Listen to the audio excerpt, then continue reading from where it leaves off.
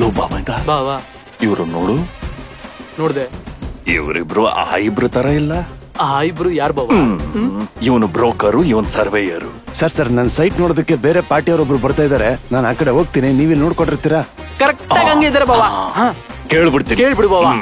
ಏನಯ್ಯ ಸರ್, ನಿಮ್ಮಿಬ್ರು ಎಲ್ಲೂ ನೋಡ್ದಂಗೈತಲ್ಲ. ನಾನೊಂದು ಸಿನಿಮಾದಲ್ಲಿ ಆಕ್ಟಿಂಗ್ ಮಾಡಿದ್ದೀನಿ ಸರ್. ಅಲ್ಲಿ ನೋಡಿ, ಅವ್ರು ಡೈರೆಕ್ಟ್ ಮಾಡಿರೋ ಸಿನಿಮಾದಲ್ಲಿ ಅಸಿಸ್ಟೆಂಟ್ ಡೈರೆಕ್ಟರ್ ಆಗಿದ್ದೀನಿ. ಇವನಂತೂ ಒಂದ್ 35 ಸಿನಿಮಾದಲ್ಲಿ ಆಕ್ಟಿಂಗ್ ಮಾಡೋನೆ. ಮತ್ ನೀವು ನಮ್ಮನ್ನ ಎಲ್ಲಿ ನೋಡಿರ್ತೀರೋ ನಮ್ಗೇನ್ ಗೊತ್ತಿರುತ್ತೆ ಹೇಳಿ? ಅಲ್ಲ, ನೀವು ಕೂಡ ಸಿನಿಮಾನ ಇದನ್ನ ಇಡ್ಕ ನನ್ನೆಲ್ಲಾದ್ರೂ ನೋಡಿದೀರಾ? ಭೂಮಿ ಮೇಲಿರೋ ಬೊಂಬೆಗಳನ್ನ ಥಿಯೇಟರ್ ಕೂತಿರೋ ಪ್ರೇಕ್ಷಕರು ನೋಡ್ತಾರಾ sir? Silence. No more question, only silence. Sir ನಿಮ್ ಹೂವು ಮಡಿಕೋ. ಅಣ್ಣ ಇಲ್ಲಿ ನೋಡಿ, ಸ್ಟೇಜ್ ಮೇಲೆ ಕರ್ಕೊಂಡೋಗಿ. ನಮಸ್ಕಾರ ಸರ್. ನಮಸ್ಕಾರ. ಇವನ್ನ ಕಂಡಿಡ್ದ್ಯಾ? ಇಲ್ವಲ್ಲ, ನಿಂಗೆ ಹೆಂಡ ಹಾಕದ್ನಲ್ಲ ಅವನಿವನು. ಎಂಡ ಕುಡ್ದಿದ್ ಜ್ಞಾಪಕ ಇರುತ್ತೆ, ಆಗ್ದ ಒಂದ್ ಜ್ಞಾಪಕ ಇರ್ತಾನ. Silence silence. ಬರ್ತಾ ಇದೀವಿ, ಬನ್ನಿ. ನಡಿ ನಡಿ. ಬನ್ನಿ ಬನ್ನಿ ಬನ್ನಿ.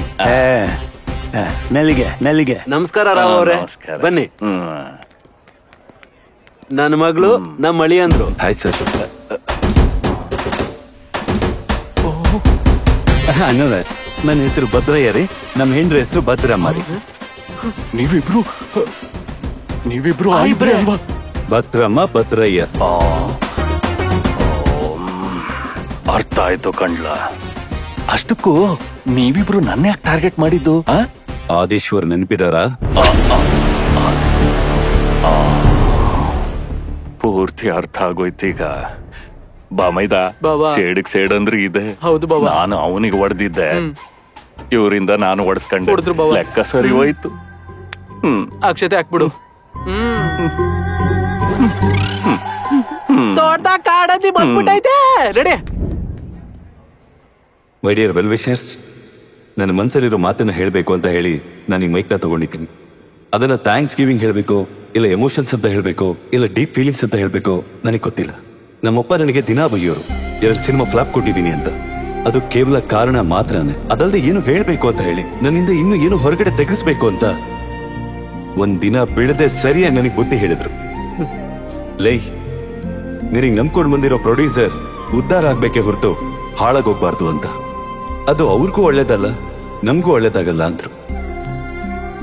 ಅದು ನಿಜ. ಇಷ್ಟು ಗಲಾಟೆ ಮಧ್ಯದಲ್ಲಿ ಆ ನಿಜ ಮಾತ್ರ ನನ್ನ ಆ ದಿನಕ್ಕೆ ಬರೋ ಹಾಗೆ ಮಾಡ್ತು. ಈ ದಿನ ಇವತ್ತು ನಿಮ್ ಮುಂದೆ ಈ ತರ ನಿಲ್ಸಿದೆ, ಒಂದು ಸೆನ್ಸೇಷನಲ್ ಸಕ್ಸಸ್ ಇಂದ.